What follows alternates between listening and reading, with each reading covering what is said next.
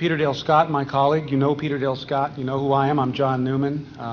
Our backgrounds are in the schedule. I won't waste your time telling you anymore who we are, but we have worked very closely together this year.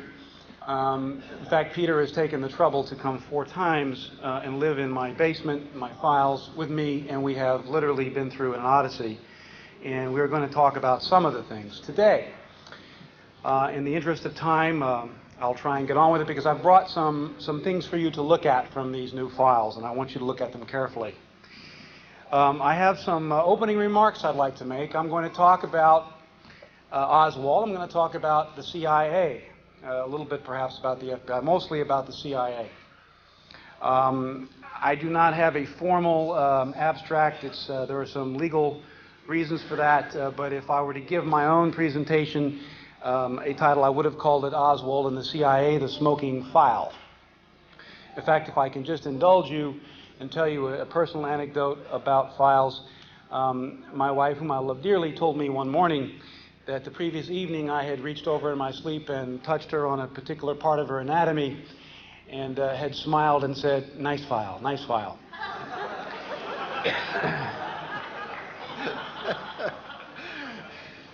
And I've been living that down ever since. Lee Harvey Oswald, an ex-Marine who had served at several bases where he heard details about the CIA's most sensitive technical spy mission, the U-2. We talked about that opening night.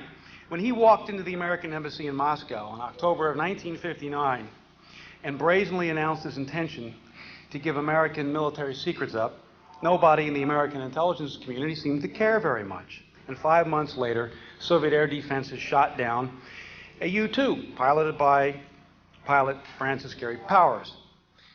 In October 1963, Lee Harvey Oswald walked into the Cuban embassy in Mexico City, a nerve center for the CIA's most sensitive penetration operations with respect to Cuba,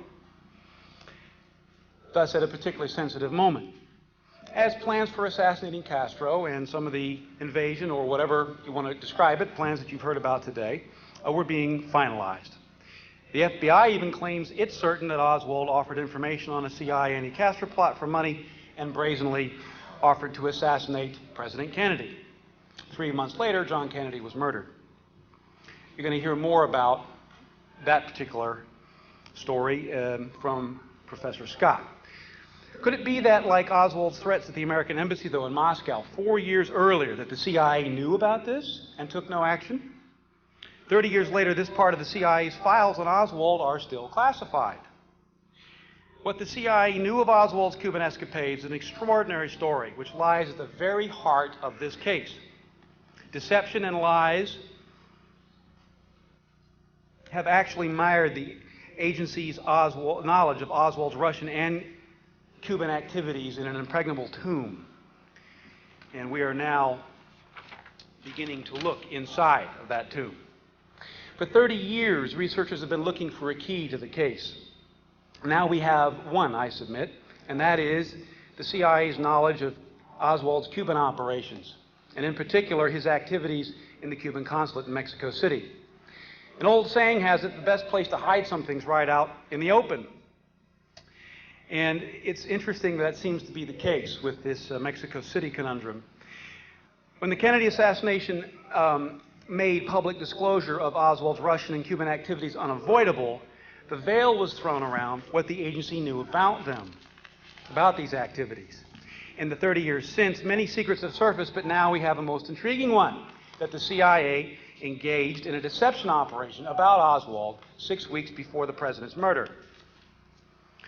I cannot tell you, and it would be unfair of me not to say this, that I have not found any institutional plot in these files to murder, an institutional plot in the CIA to murder President Kennedy. The facts simply do not compel such a conclusion. However, they may well fit into other scenarios, such as the renegade faction or bad apple hypotheses. But I do not think it prudent to guess while the CIA is still holding on to a lot of the files.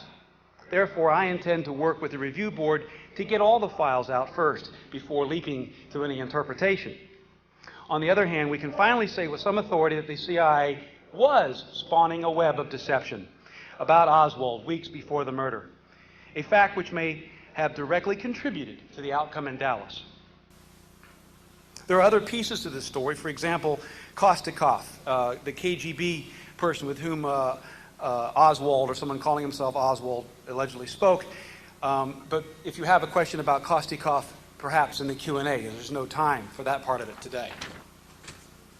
What I would like to do is show you a series of slides now that really focus on 2 or 3 things that make the point that we haven't been told the truth, and then I'll give you some observations and close, and we'll go to Professor Scott. So if we could turn on the slide projector, I would like to start.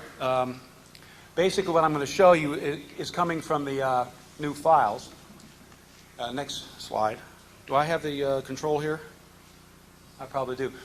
This one here, by way of opening, is to show you what this document is. Can I? Yes, good. I can show you over here on the right. You see all these initials. This is a cover sheet, a routing sheet for a CIA document. In this case, it's attached probably to an FBI report. But for the Warren Commission didn't see these things. The House Select Committee didn't see them. We today, for the first time, beginning with this new release, are allowed to see these documents. And what they show you is the organizational element, what's going on here, which is over here, the organizational elements, and then the people in those organizations who signed for these files, and normally a date. So we now have an internal audit trail on who knew about Oswald and when they knew it. That is, it turns out, is very significant. I'm going to just, the wonders of high tech. The first thing I would like to show you, the least important in the series of 3 things, is a CIA document which talks about files. This is actually a few hours after the assassination, and you'll notice down here that above information, this isn't very difficult, not showing up. Right here, paragraph 2, was not passed to the, among others, the Secret Service and the FBI. And that's very interesting how any information about Lee Harvey Oswald, then accused of murdering President Kennedy, would not be passed on to the Secret Service or the FBI. And in fact, these blacked out portions up here earlier on, where it says Cuban emigre, in fact, are very interesting when you see what they really are. The CIA cryptonym was under that, AM Spell.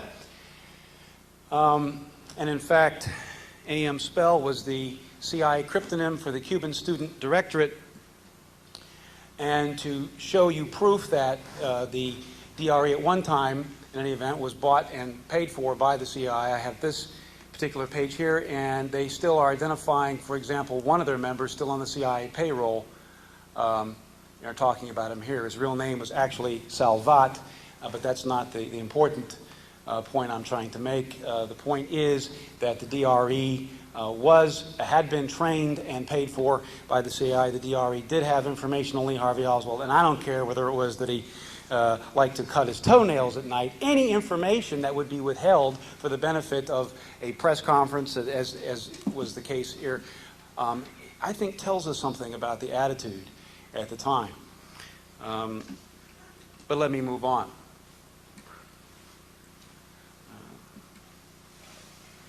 A.M. Spell, by the way, for those of you who know the Bringuer story, he was the A.M. Spell delegate in New Orleans.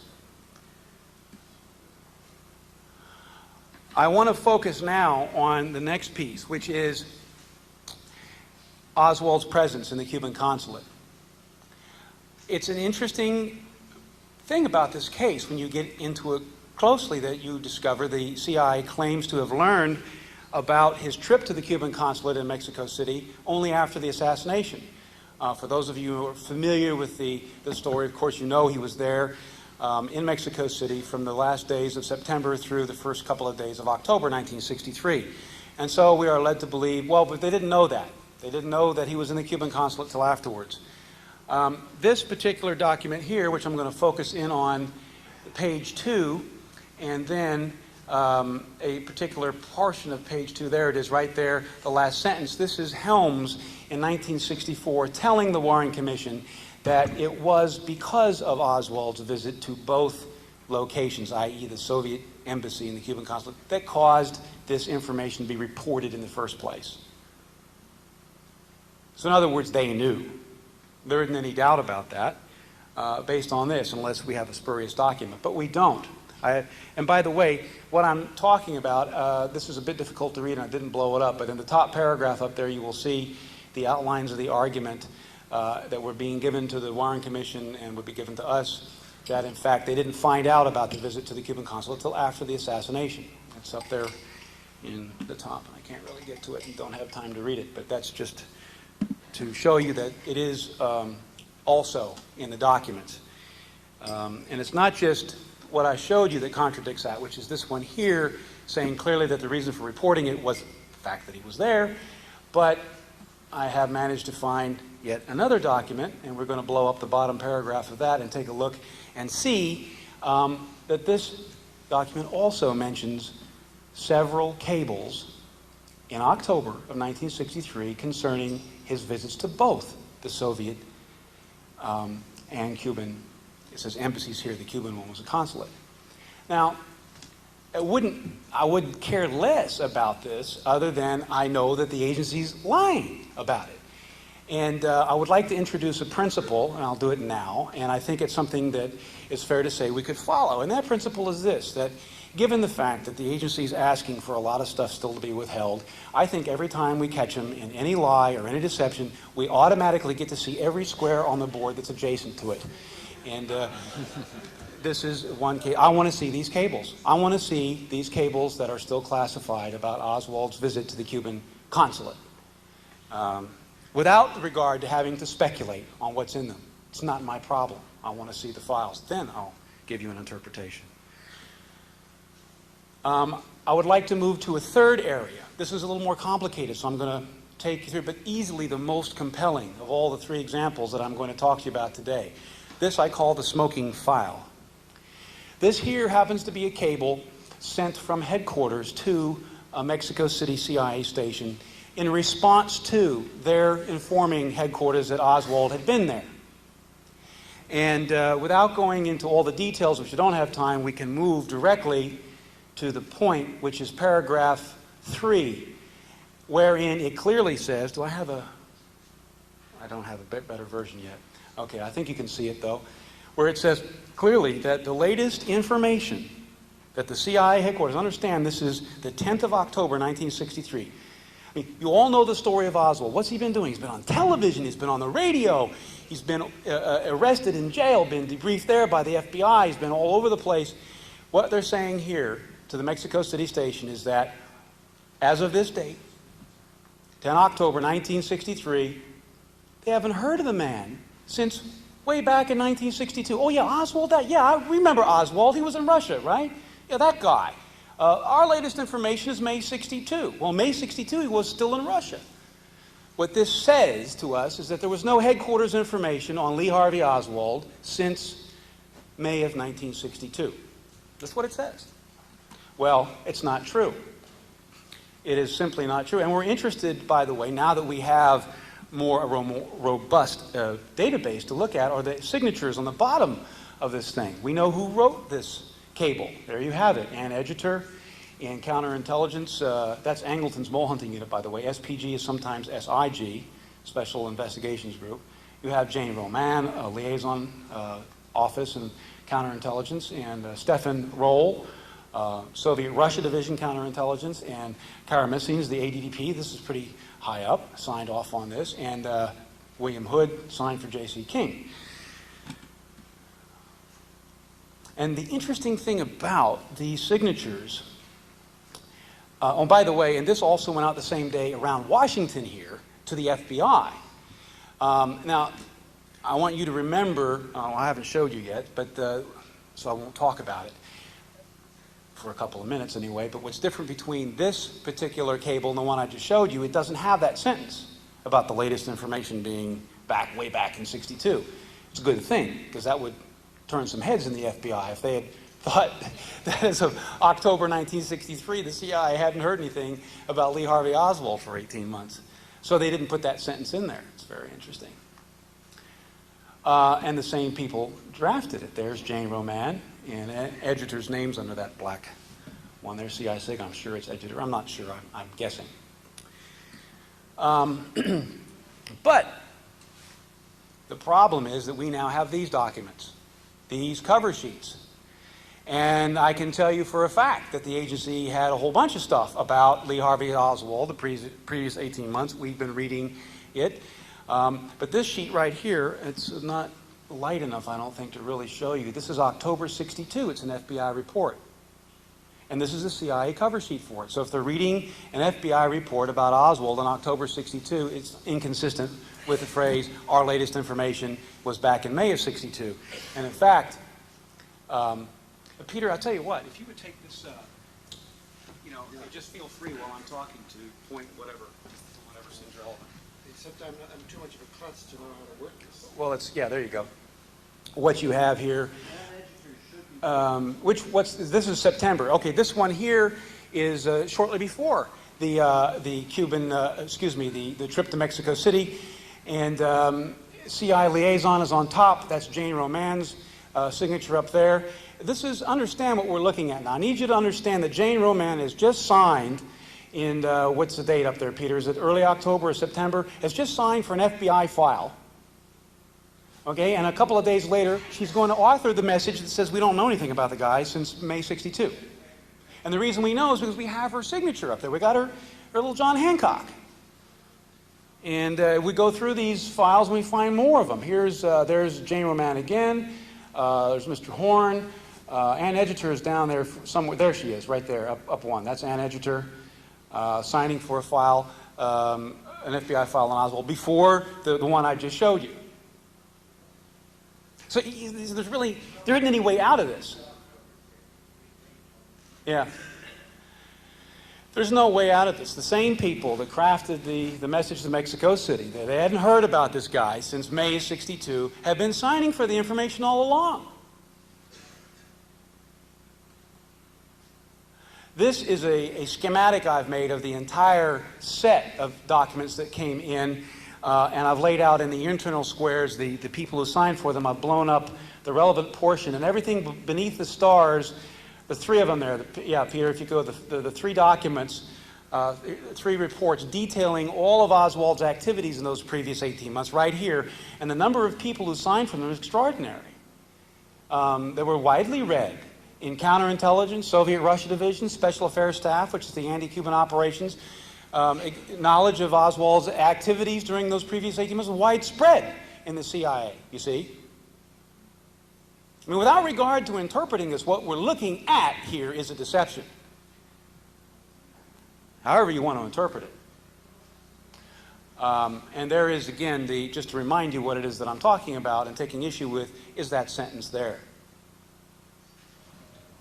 Let me just back up and show you one more time. All those people there were reading those files and signing for them in that 18 months. And then here is what they actually told the Mexico City station.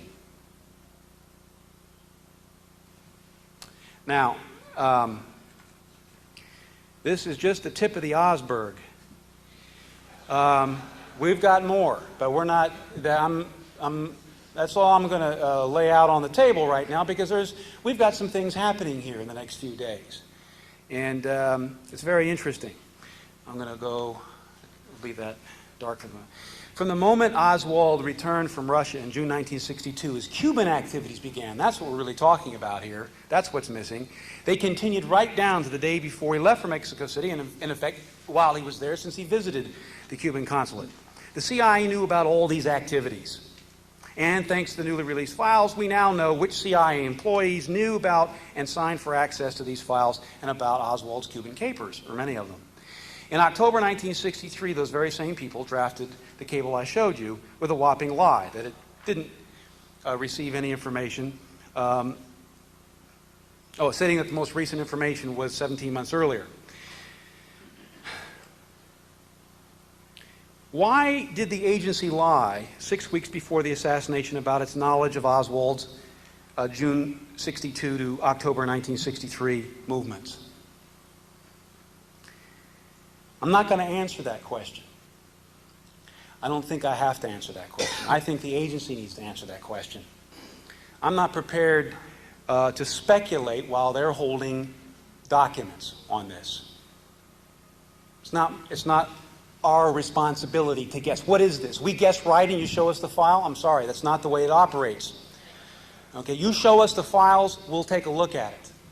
We'll take our time to look at these files, rather than to engage in endless speculation based upon part of the data. The public deserves an answer. We should no longer have to guess. I would guess this, though, that whatever the answer to that question is, it's connected to the lie, and I should call that not necessarily a lie, by the way, we call it deception. Lord only knows exactly what it's connected to. But it is, I think, probably connected to what is a lie, and that is that they didn't know about his visit to that consulate until after the assassination. CIA documents, I showed you two, clearly state that, well, in the first place, Director Helms said that the Mexico City station didn't report it, except because he had been at the Cuban consulate.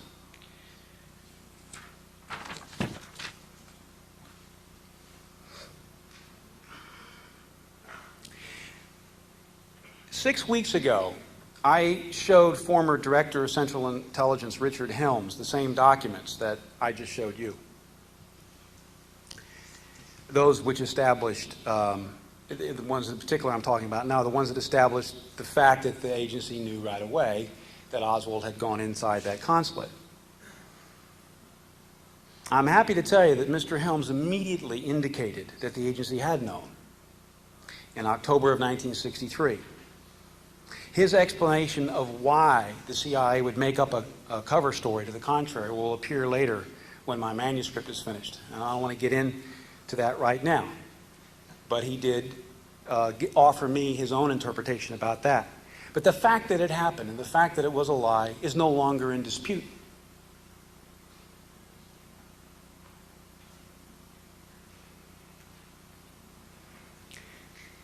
Now that we know that these things happen, the question really is, why would the CIA want its pre-assassination knowledge of the Cuban consulate visit hidden?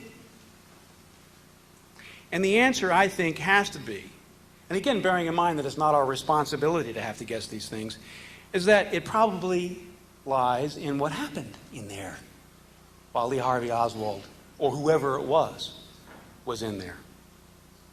And that's something that my colleague Peter Scott has come today and prepared to try and grapple with this problem.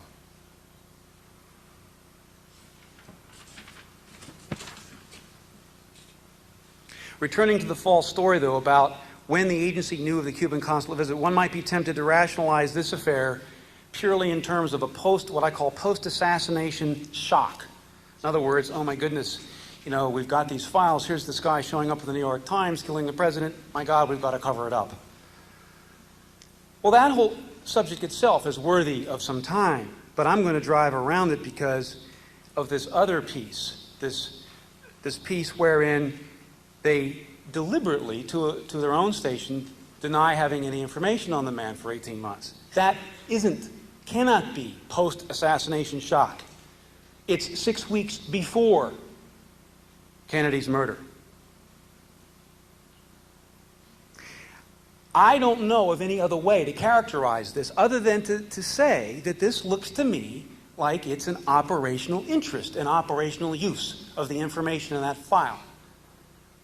To deny, to withhold information for whatever reason betrays an operational interest.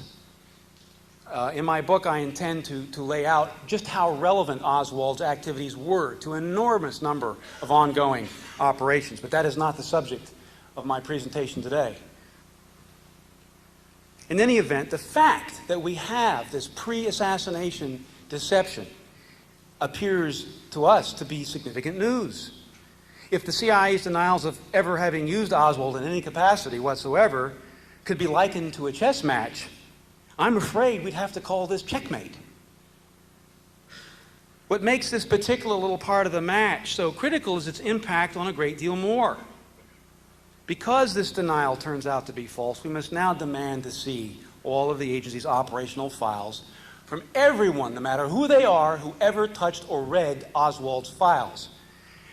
And that, my friends, is very interesting. I will show you what you see. I brought you an example. This is something that is just in progress. This is just for authenticity, sort of like blood on an autopsy, right? But this is the status of my work on the Western Hemisphere Division from these new files. I put the whole thing back together again, including everybody's names and their telephone numbers. When you read Oswald's files, this is the sort of material that you can recover. Basically, the entire guts of the Directorate of Operations. This is the latest I've been able to put together on the Special Affairs staff that's running all the anti-Cuban operations. Not bad for just looking at some files that aren't supposed to have anything of interest in them. If we could turn those lights down, this might be of some interest to you, because I don't think we can see this with the lights on. We're going to really have to shut the lights down. These lights here are going to have to be turned off or down. Okay. If you can... I'm really sorry. I expected to be a little bit closer. But what those are CIA cryptonyms that I've been sort of logging, that I get out of the files. There are all sorts of agency operations. We didn't have any idea about this before the new release files. In fact, you know about AM Lash, right? And AM Whip. Relatively well-known parts of the story. Well, there's the rest of the AM cryptonyms right there, all 110 of them. Along with the ZRs. It's not just ZR rifle, we've got 12, 15 ZR compartments and the JM compartments. For the first time, we have the boxes to put all the little pieces in, you see, and that's what's been lacking. We know about all these hundreds and hundreds of Cuban exiles and Cuban exile groups, and things change. Well, if you don't have from the agency standpoint, if you don't have the boxes, it's difficult to work with. So I'm optimistic that we have good material. On the other hand, I'm convinced that there's a lot that's being withheld. I know there's a lot being withheld. I've seen it. We've talked about it at this conference. So now that we can take the magical mystery tour through the inner sanctum of the CIA, and we can do the same thing with the FBI records, I might add. And now that Oswald's CIA files suggest at least some sort of operational interest beyond simple curiosity, what then? This is something I think that the Central Intelligence Agency, and I welcome you here, I'm sure you are here, should think very carefully about before the Assassination Records Review Board begins its deliberation too much longer. This is a very important question, I think. The CIA has released many operational files, and we have to take our hats off to them for that. And there are a lot of embarrassing pieces of paper in these files. But it has clearly not abandoned hope of withholding some of the files it considers to be too sensitive. Well, this must change. In the current, I think that if they think about it and they understand where we're going, and they will be patient, that the current CIA leadership will understand that its interests lie in the future, not in the past. And it's not too late to let the rest of these documents out. It's the right thing to do. The same thing applies. The same thing applies to the FBI, by the way. We want to see these last few hidden pieces. How about CD 1359? Director Kelly, former Bureau FBI Director Kelly, has just about told us that what's in this document. Essentially, that Castro confirmed this incredible version of what took place in the Cuban consulate. Peter will talk about that. We want to see not just things like that, but I have discovered a whole series of documents missing from the FBI release that have information about Lee Harvey Oswald. And we've been working with the National Archives on identifying these and bringing this to the attention, and we are bringing this to the attention of the board. And if there are any FBI people here, we'd be happy to give you a list on Tuesday of all the serials that are missing that we want to see. We know through some previous FOIA actions, I should mention Paul Hoke in particular, many years ago was able to weasel a few pieces of paper out of the FBI that have serial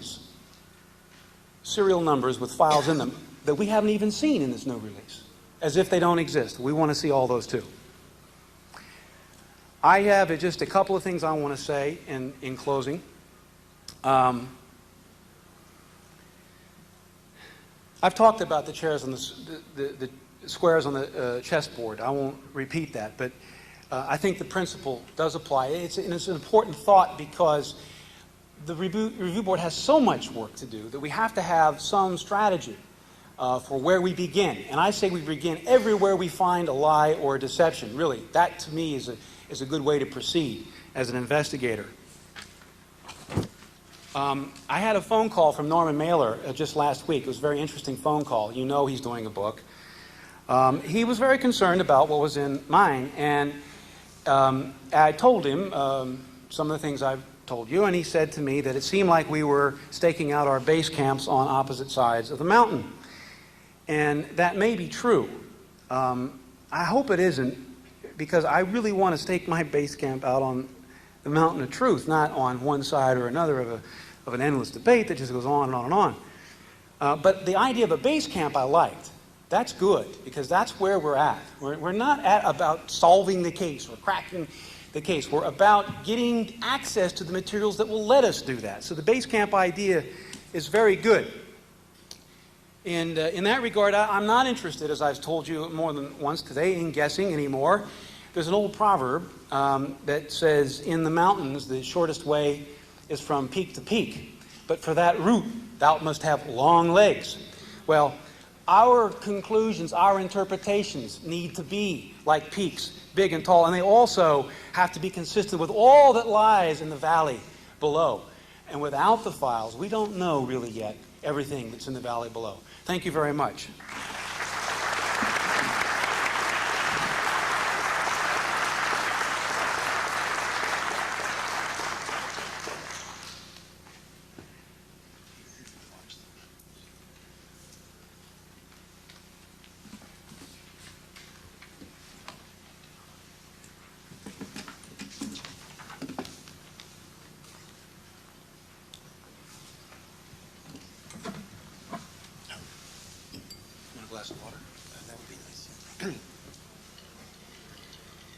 Before I begin my talk, I want to, just underline what John Newman said. It's actually very heartening, and perhaps especially heartening for people who've been in this field for more than a quarter of a century, to see all these documents coming out. I think that the government is perhaps very nervous at this point about what will happen to its reputation, but I can assure them that what's happening to their reputation with people like me and others who have been trying so hard to learn about this for so long, their reputation is going up. They actually finally have a chance to have recuperated our history for what happened there on a basis of truth rather than deception and withholding and censorship and suppression. I think that this is very hopeful. I think the quality of the papers we've heard at this conference is very hopeful. We are serious people. There is enough left in this country that we love, that we are acting out of a hope and a faith that we can bring truth to power, and that the country will be stronger and not weaker for it. And if I could add one final word, that I have a sense of convergence at last between all the various kinds of different lines of research that people have been pursuing, that they are beginning to come together on certain pressure points which may bring the final truth out. Now, I'm going to come back to some of the things that John Newman was talking about, but I'm going to begin at a slightly different end of the case. I'm going to talk about what happened right after the assassination and why we got a Warren Commission and the official dogma, political dogma of this country, that Oswald did it and he acted alone. In my book, Deep Politics, I said we have to see a dialectical process between some very scary phase one stories, that Oswald was an emissary of the KGB or Castro or maybe both together or maybe even the Chinese, and a lot of scary talk about a possible nuclear reaction. And now that we have Lyndon Johnson's phone records, we know that this was the case for the Warren Commission. We also have Earl Warren's own word for it, that we had a Warren Commission as a way of heading off a possible nuclear war. At sometimes I've been rather skeptical about that thing, that maybe it was Lyndon's sort of cynical way of getting what he really wanted. But at this point, I believe that there was enough division and confusion in Washington that weekend that the nuclear danger had at least to be taken seriously, for some of the reasons you'll hear in this paper. Now, in my book, I said there were phase 1 stories, such as Oswald was a KGB agent, which were then replaced by phase 2 stories that Oswald was a lone nut who did it all by himself. Both of those stories were false, but the second story didn't carry in it the risk of nuclear war and was much less disturbing to the fabric of the body politic in general. So a great many people signed on to the phase 2 stories who, in fact, didn't believe them. And some of those people are coming out now and saying, of course, we didn't know what really happened. It was just our job to get out the phase 2 story that Oswald acted alone. And in my book, I focused on the story that we're not talking about today, the story about Oswald and Kostikov. It's really part of the big picture, but we don't have time for it. That's what Oswald did in the Soviet embassy in Mexico City, or somebody who identified himself as Oswald, which is obviously quite a different state of affairs. I want to talk about 2 other phase 1 stories that I think are very closely related to each other. One, that Oswald was a card-carrying communist, a story that circulated through Dallas that same weekend, in fact, within an hour, within minutes, really, of his arrest, particularly in the famous encounter between FBI agent James Hosty, who had the horrible fate to come home having heard of the news, to find that the Lee Harvey Oswald just had, as of that very day, been reassigned back to him, and that he had been in contact with the Soviet embassy. So we should have some sympathy with James Hosty when we go through this, and actually sympathy with the FBI. Because here were these stories saying that Oswald was a card-carrying communist. Well, if that was true, the FBI had a lot of statutory obligations which had not been followed at all. So right away, this engaged the reputations and futures of large sectors of the American government. Now, the second story, which sounds like a different story, but I suspect is really part of the same story, was that Oswald, before the assassination, had offered to kill President Kennedy and perhaps even had been paid to kill President Kennedy in the Cuban embassy. Now, I wrote 10 pages on that story. All of us have heard a version of it, the so-called Alvarado story, this Nicaraguan secret service.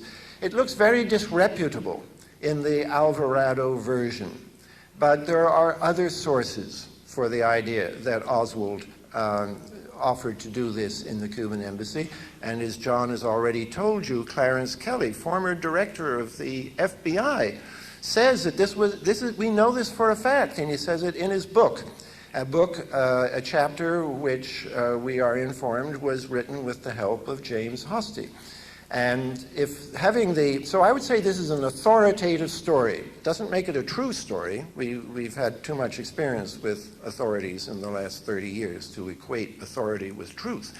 But it was an authoritative story, not only from a former director of the FBI, but it was a story that was backed very vigorously as late as December 5th, 1963, by the active director of the CIA. And the date of December 5th is very interesting because Alvarado had already recanted his story back on November 29th, and yet not just Minutemen and John Birchers in Dallas, or even the Dallas police, or even Henry Wade and Bill Alexander, but the head of the CIA was still pushing the story on December 5th because, I believe, there were reasons other than Alvarado to believe at that time it was true. It's one of these secrets, I think, that is buried in what the government really knew of the case, and that's why, for example, it's very important to get hold of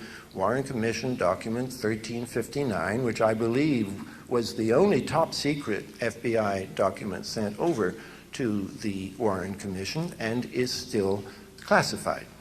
However, I don't have much time, so I'm going to focus on the other story, that Oswald was a card-carrying communist, because that was quite widespread in Dallas, and I believe is the reason why Bill Alexander, who wrote up the indictment of Oswald for murder of the president, by his own word, admitted in all places of Posner's book, was the man who put out the story they were going to do it, that Oswald did it in furtherance of an international communist conspiracy. Posner makes it sound as this was like a little practical joke that Will Alexander thought would sort of lighten the gloom on November 22nd. It was a great deal more than that. It led to a major, massive governmental intervention into what was technically a state case, beginning as early as 4 o'clock on the afternoon of November 22nd, when Hosty came out from interviewing Oswald, was told by another FBI agent, Harlan Brown, that he had been taken off the case, was not to speak to or about Oswald again. And Kelly tells us in his book that these orders had come from Washington, from the White House. And Henry Wade testified to the, and Wagner Carr testified to the Warren Commission about the calls that had come from the White House that day. And this is what led to memos that the House committee revealed about the Hoover saying on November 4th, these police are out of control, we need to shut them up on the conspiracy matter, and Katzenbach the very next day saying that we need to rebut the thought that this was a communist conspiracy, and in his memo as early as November 25th contemplated the appointment of a presidential commission to head off public speculation. That's what I call the dialectical cover-up in action. You get a wave of false stories, you stop them with a presidential commission. Well, too bad it's another false story, but it's a hell of a lot better false story than the Phase 1 false story. Now, what I'm going to talk about today is to look at these other Phase 1 stories through the microscope and see that the problem with them, and this is where some of you may, as I have, develop a little bit of sympathy for the Warren Commission and even the FBI, the card-carrying communist story, which I'm going to call the CP story for short right now, about Oswald. Oswald was a card-carrying communist. That what was particularly dangerous about this story was that it had a smidgen of truth to it, and that smidgen of truth goes back to what Oswald did in the Cuban consulate in Mexico City in 1963. And before we get into this, I want to remind you of what John has already pointed out to you, how as early as October, the CIA is creating a record in its files that they didn't know anything about what Oswald was doing in the Cuban, and they didn't even know he was there. And we have all these cables you heard about. It's not just that they're still classified, it's that the CIA is still denying officially that they ever existed. They've given a complete list of all the Oswald cables, and these cables aren't there. So there is a very massive cover-up that begins before the assassination. Keep that in mind. Now, I've already said in Dallas that the very heart of the Oswald was not only a communist, but a member of the party This comes from the famous encounter between Revel and Hosty right there at the police station at about 10 to 3 on November the 22nd. We wouldn't have known about it if Hugh Ainsworth hadn't written a story about this encounter in which he carefully and perhaps not accidentally left out the communist part of the story, the CP part of it. And then Hosty, a man for whom I have real sympathy in this matter, was required by Hoover to write an affidavit in which he listed 3 or 4 innocuous things that he had said and said that he had not said anything else to Revel. In other words, implicitly, though not explicitly, denying the CP story. Well, we now know from Kelly's book, and in fact from Hosty himself, that he did call Oswald a communist on that day.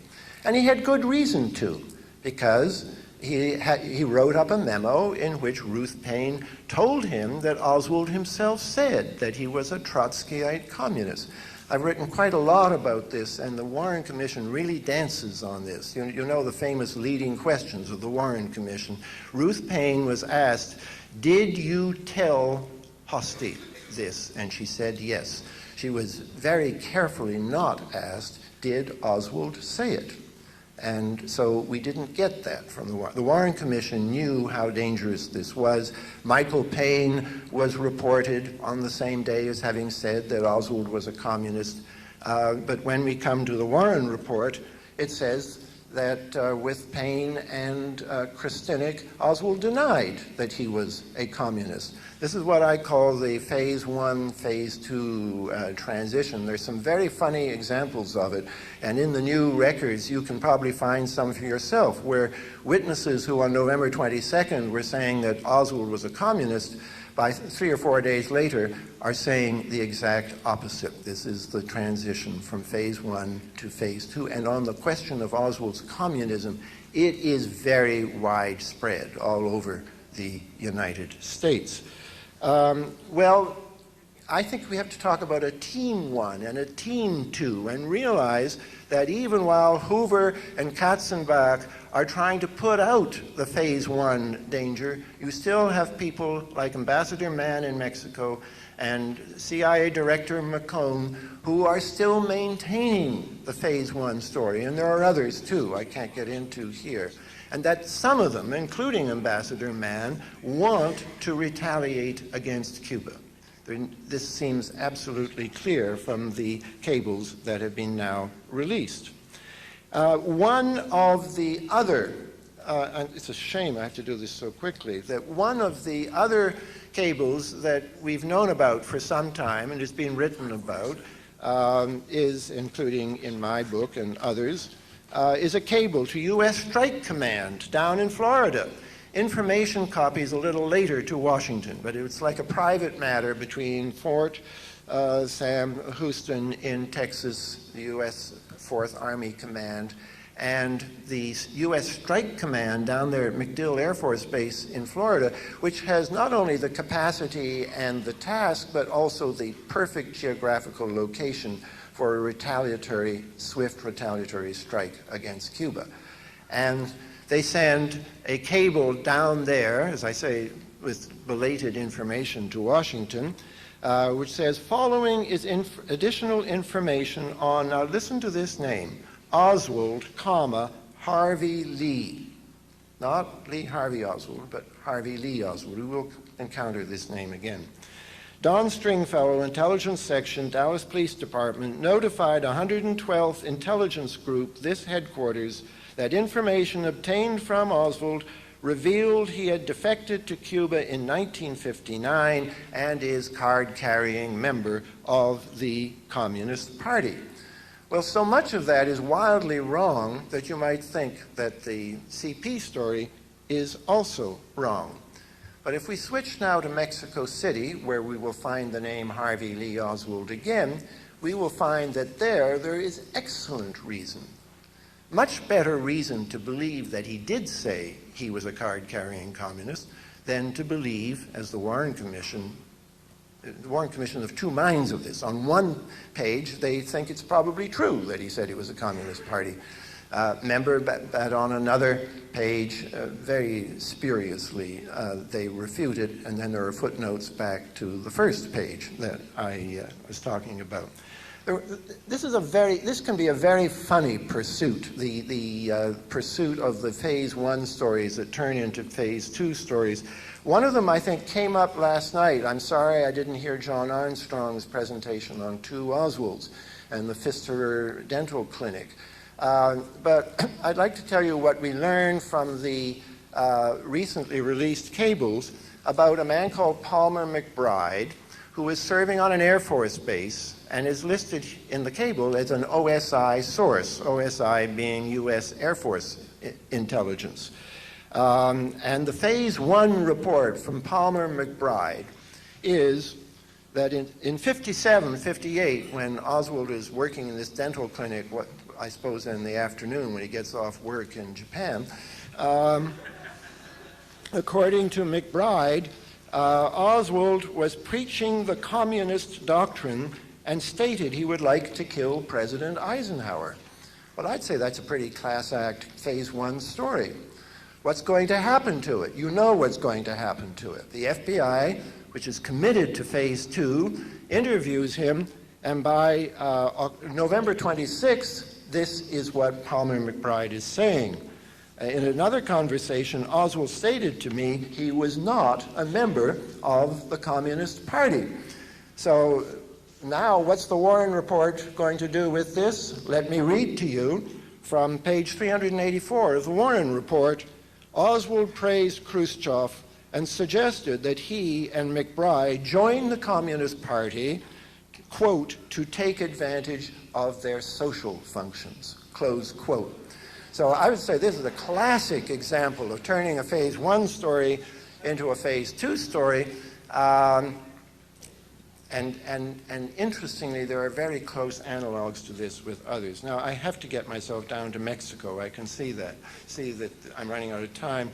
As Phil Melanson pointed out many years ago in Spy Saga, there's a very close fit between the CP story in Dallas and what is typed on Oswald's visa application in the Mexico City Cuban embassy, where it says, if you give me a second here, that he stated he is a member of the American Communist Party and displayed documents in proof of this. We know this was filled out by Sylvia Duran.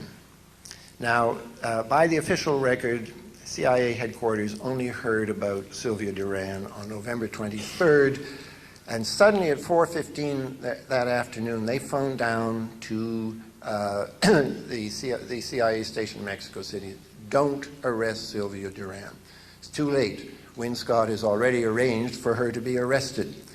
And she makes a statement, what is called her signed written statement of November 23rd. Keep that date in mind because we have three different versions of it. The first version, what I'll call Duran 1, is what we'd expect. A CIA cable coming from Win Scott, who I think is a bit of a Phase 1 thing, says that Oswald said he communist. That's what we would expect. Then they send John Horton from headquarters, another massive intervention to stop this from happening. A lot of phone calls and reproving cables from CIA headquarters. John Horton brings home a more acceptable version of the same statement. It's now much longer, 10 pages long, nothing in it about communism at all, and no curiosity about it, only the Fair Play for Cuba Committee. And apparently even that wasn't good enough because by May of '64, the Mexican government delivers a third version of her November 23rd so-called signed statement that we've never seen a signature to anything, in which it now says that she, that is Duran, does not remember whether or not he said that he was a member of the Communist Party. Now, it isn't Sylvia Duran who's changing over these months. It's her November 23rd statement, now securely in the control of the U.S. government, and they are turning it into a Phase 2 story. 1978, Duran and Azcue and Mirabal all testified to the House Committee, and as you heard from Carol Hewitt, all described someone 5'6", and sounding perhaps more like John Mason than Lee Harvey Oswald, but also very clear that he said he was a communist. Now remember, Duran is in Mexico, Azcue and Mirabal are in Cuba. They are not in communication with each other. Azcue and Mirabal in particular goes on about that card and how he didn't trust it. You have to realize that the idea of a card-carrying communist is something that lives in FBI minds, but I don't think that communists go around saying, you look like a nice guy, do you have a card you can show me? Apparently the card was a brand new one. Mirabal remembered it and mistrusted it. And what about Duran? Well, her secret, the Lopez report version of her testimony is that he showed a communist card. The House Committee version published is that, again, silent about the card. And now some sympathy for Duran and for the House Committee. I think the House Committee may have censored the card to protect her because she was in Mexico City. The DFS had shooken her up pretty bad and bruised her in the first interrogation. They didn't want to embarrass her. I'm told that my time is up, and I was just going to get to the... well, let me try to sum up those are, I would say, facts. I think it is a fact that Oswald did, or someone who identified himself as Oswald, did present a card. Here are some speculations. First of all, not only did this happen, but the CIA knew about it in advance, and that's why they intervened so massively as soon as Duran came up on the screens. I should tell you that Ed Lopez has since revealed that the CIA had assets inside the Cuban embassy. And Fonzie has added to that that they were of the consensus that the man who came in was not the Lee Harvey Oswald in Dallas. Secondly, I do myself believe that the person who went in was not Lee Harvey Oswald. Third, it is possible that the name he used was Harvey Lee Oswald. And here's an interesting thing about what I call the Duran 2 version of what she said in November 23rd, that the name of Harvey Lee Oswald is used no less than 5 times in that document. Not about her testimony. It looks like a partially cleaned up document where they straightened out the name in her testimony, but there are 5 minor people interviewed at the same time, Barbara Ann Bliss, etc. And they all say, in Spanish, that they never knew about Harvey Lee Oswald. I'll say there's a third source of Harvey Lee Oswald communist stories, and that's the DRE in Miami, who were very active, as you saw from the cables that John put up there. I think we have to deal, and I will take about 2 minutes and sit down. Let's try to explain this by what I'd call a small conspiracy. The possibility, as Carol Hewlett hinted, that Mason or someone like him was a look-alike who went from Dallas and did all this, and that's why Dallas knew about the story. What's pleasing about that is that we know that Mason had connections with the U.S. Fourth Army, which was talking about Harvey Lee Oswald. He had connections with the DRE that Martinez, she was talking about, is a Joaquin Martinez, who was a DRE person, and the DRE apparently was talking Harvey Lee Oswald. And finally, they had contact with Oswald and the FBI, and there could have been some shuffling of identifications. But I want to suggest to you that even if that's what happened, and I'm not in a position at all to say that is what happened, my point is that it's just like the problems with the mob did it hypothesis. You cannot, if it was the Minutemen and the Birchers in Dallas, this does not explain elaborate cover-up, which, as you've already heard, began inside the CIA 5 or 6 weeks before the assassination. Thank you very much.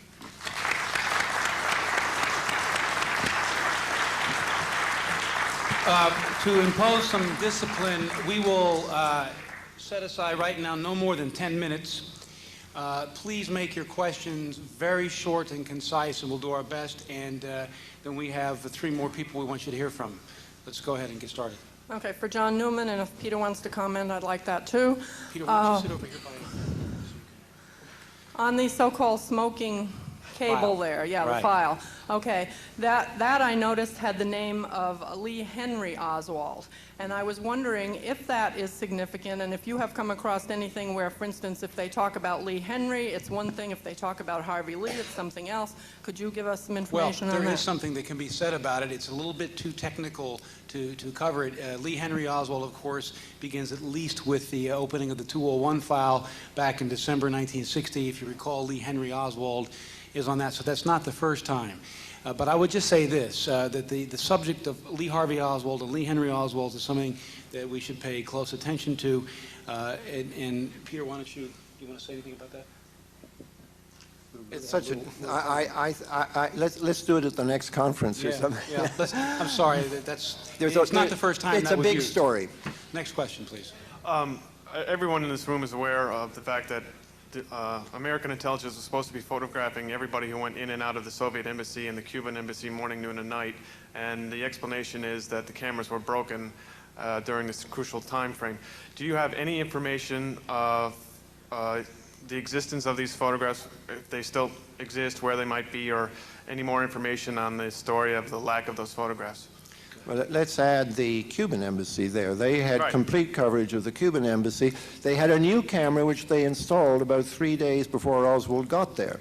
They told the House committee at one point it wasn't working, but it's clear from, as I understand it, from these files that it was working. That's how I read it. And there is a cable that says very clearly that they never picked up a picture from. Now, you've got in and out from the Cuban and the Soviet embassy. That's 10 opportunities. They didn't get him once from any of those places.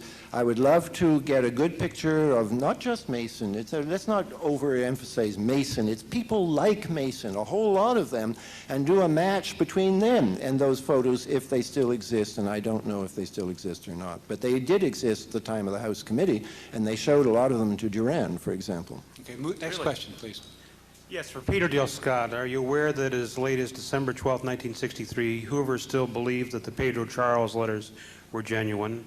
And for John Newman, are you willing to speculate on any names that have been redacted or cryptonyms? And do you know of any instances where flag plot has been redacted? I'll just say I don't know that. I've seen a lot of flag plots. Of course, that's a Navy organization on Navy cables. What was the other thing you asked me? If you're willing to speculate on which names have been redacted.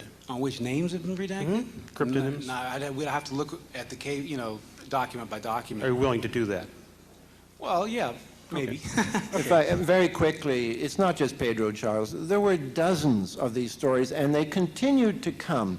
And this, if you regard the Warren Commission as sort of a Mickey Mouse operation, this was what the sandbox operation was. These nutty stories would come in, they'd be checked out, they would be rejected, and then we could all say, look what a wonderful job. They looked at all these crazy stories and they checked them out. They never pointed out, for example, how many of them were coming from Robbins Air Force Base and OSI, and that's one of the things I didn't get to say, that there is a consistent drumbeat of military intelligence, all three, ONI, Navy, Army G2, and OSI Air Force, connected to these stories, and particularly those really flamboyant ones, like how Oswald, when he was a teenager, 18 years old, spouted communist doctrine and said he would like to kill Eisenhower. Okay, got to move on. Next question.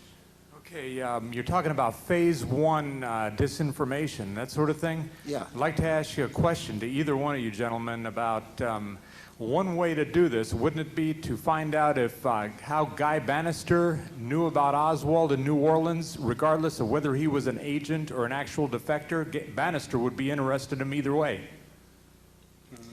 I'd like to say that one of the sources of Phase 1 stories about Oswald are people connected to the Louisiana Un-American Activities Committee, and that includes Bannister, as the Jerry Rose's fourth decade has proven very dramatically on the back cover of the last issue.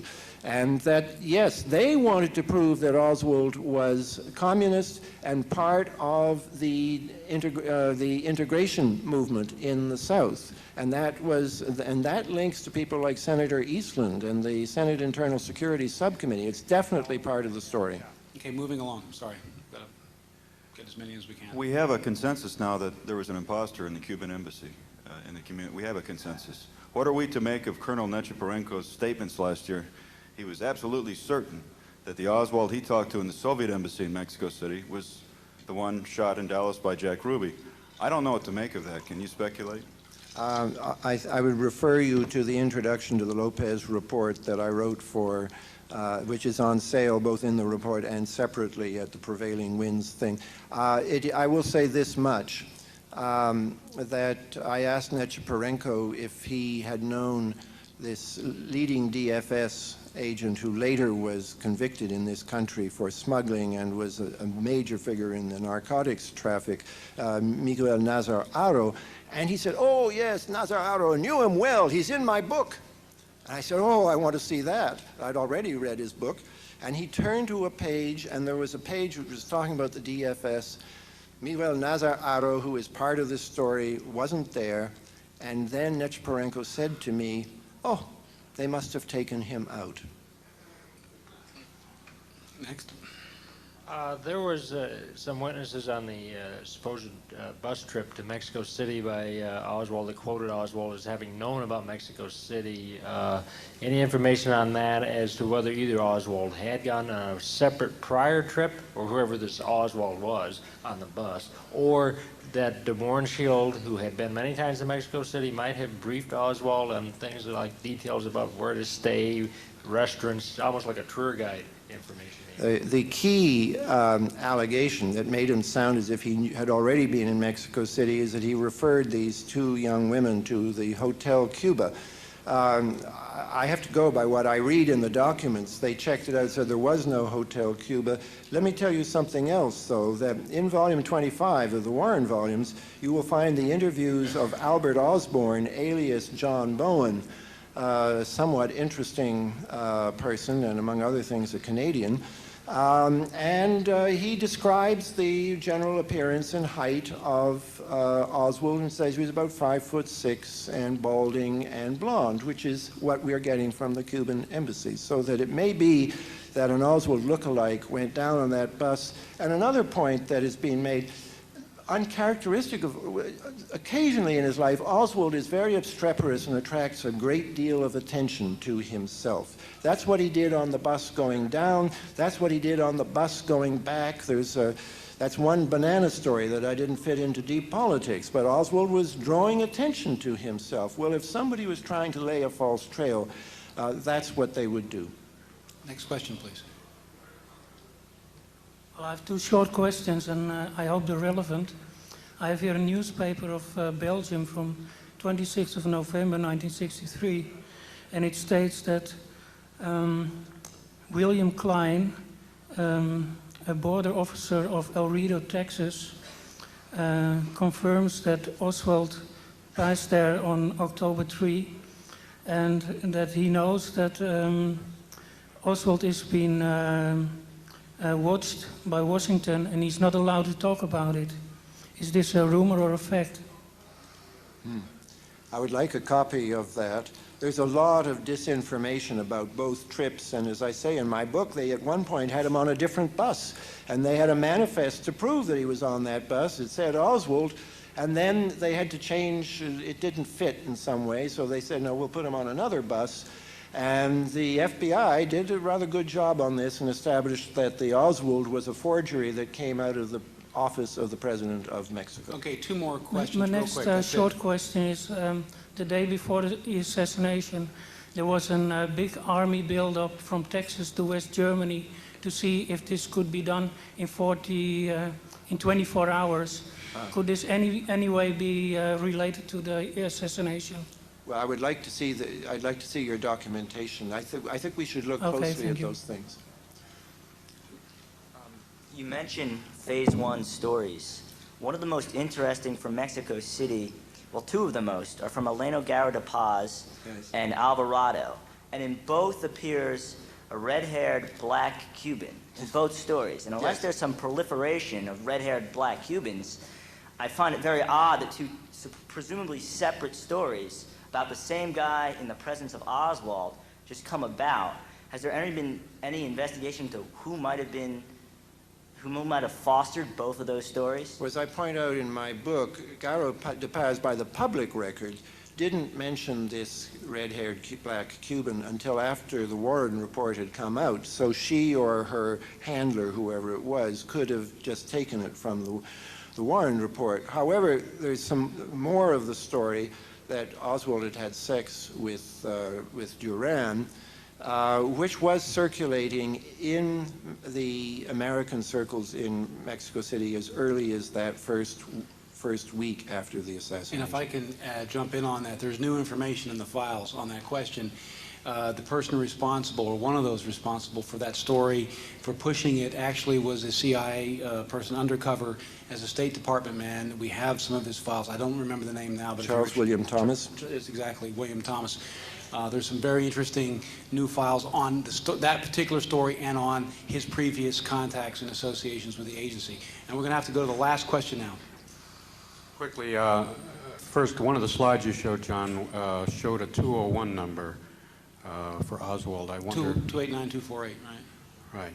When was that number assigned, and was it still active as of the date, which I think was October 63? Well, that is a subject that's wonderfully interesting, the 201 file, but the number dates from December 1960, that particular one. Figure it out. Okay, second point, I'll just tell a story, a true story.